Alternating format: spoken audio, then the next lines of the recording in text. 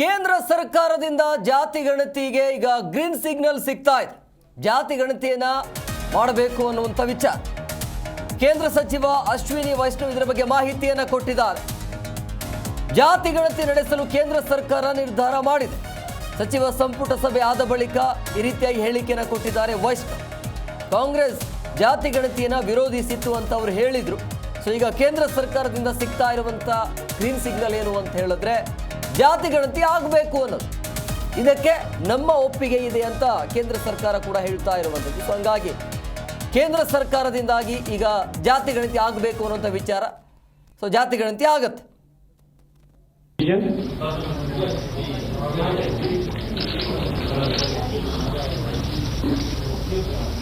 साथियों, आप सब जानते हैं कि कांग्रेस की सरकारों ने आज तक जाति जनगणना का विरोध किया है। आजादी की बात की सभी जनगणनाओं में जातियों की जनगणना नहीं की गई। 1947 के बाद से अगर देखें, वर्ष 2010 में तत्कालीन प्रधानमंत्री दिवंगत डॉक्टर मनमोहन सिंह जी ने लोकसभा में आश्वासन दिया था कि जाति जनगणना पर कैबिनेट में विचार किया जाएगा। तत्पश्चात एक मंत्रिमंडल समूह का भी गठन किया गया था, ग्रुप ऑफ मिनिस्टर्स, जिसमें अधिकांश राजनीतिक दलों ने जाति आधारित जनगणना की संस्तुति की थी। इसके बावजूद कांग्रेस की सरकार ने जाति जनगणना के बजाय एक सर्वे कराना ही उचित समझा। उस सर्वे को सभी SECC के नाम से जानते हैं।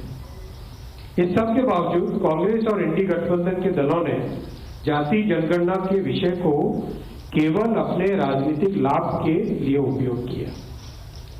जनगणना का विषय संविधान के अनुच्छेद 246 की केंद्रीय सूची की क्रम संख्या 69 पर अंकित है। यह केंद्र का विषय है। हालांकि कई राज्यों ने सर्वे के माध्यम से जातियों की जनगणना की है।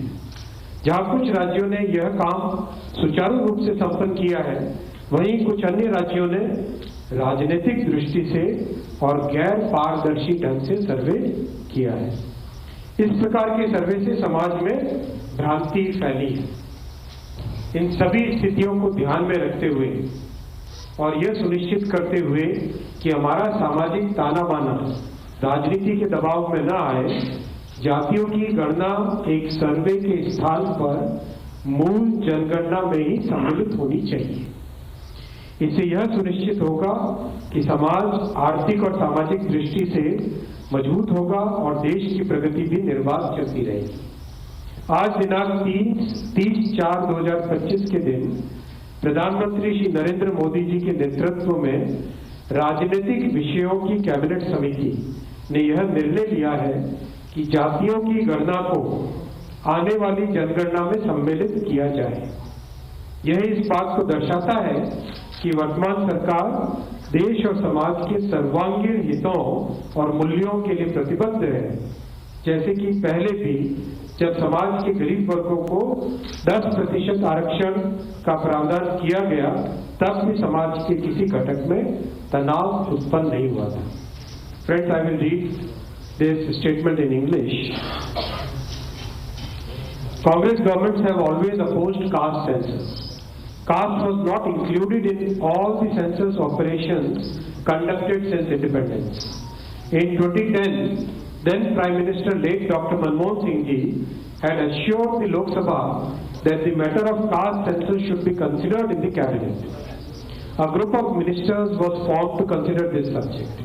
Most of the political parties had recommended caste census. Despite this, Congress government decided to conduct only a survey of caste instead of a caste census. That survey is known as SECC. It is well understood that Congress and its India